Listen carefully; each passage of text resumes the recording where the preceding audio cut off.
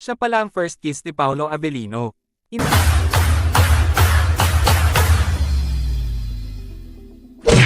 Inamin ni Jessie Corcuera na dating housemate ng Pinoy Big Brother, PBB, Lucky Season 7 noong 2016 na ang aktor na si Paolo Avellino ang kanyang unang nakahalik na lalaki. Sa pinakabagong episode ng Fast Talk with Boy Abunda noong ika-8 ng Oktubre taong 2023, tinanong ni Boy Abunda si Jessie tungkol sa kanyang unang halik kay Paolo. Kamusta siya, ka-love team? Tanong ni Boy sa kanya. Okay naman, sagot ni Jessie. Tropa lang kasi kami, kaya di nag-work siguro. First kiss ko siya sa lalaki. Ipinahayag ni Jessie na kahit na nagkaroon sila ng espesyal na sandali, tila hindi ito nagpatuloy sa mas malalim na relasyon. Sunod na nagtanong si Boy na tila namangha, kumusta? Nagulat siya, natatawang tugon ni Jessie. Baka hanggang ngayon, di pa niya makalimutan yon. Ipinakita nito na nagkaroon sila ng masayang alaala mula sa kanilang unang halik kahit na hindi ito umusbong sa isang romantic na relasyon.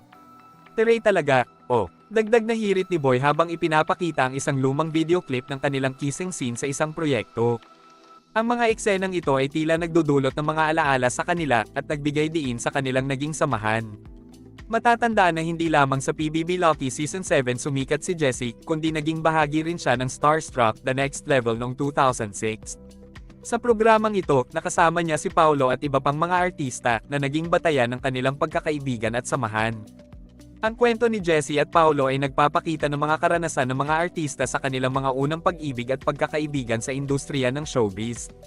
Madalas na ang mga ganitong kwento ay nagiging inspirasyon at aliw sa mga tagahanga na nakakahanap ng koneksyon sa kanilang mga paboritong artista.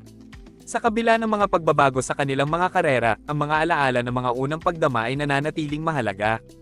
Sa kanyang pagsasalita, naipahayag ni Jessie ang kanyang mga damdamin at mga alaala na may kinalaman kay Paolo na nagbibigay sa mga manunood ng isang mas malalim na pag-unawa sa kanilang relasyon. Ang mga ganitong kwento ay hindi lamang tungkol sa mga romantic na karanasan kundi pati na rin sa mga leksyon na natutunan sa paglipas ng panahon. Sa kabuuan, ang pahayag ni Jessie tungkol kay Paolo Avellino ay nagbigay liwanag sa mga karanasan ng mga kabataan at mga artista sa kanilang mga unang hakbang sa pag-ibig. Habang patuloy silang umuunlad sa kanilang mga karera, ang mga alaala ng kanilang mga unang pag-ibig ay mananatili sa kanilang puso at isipan.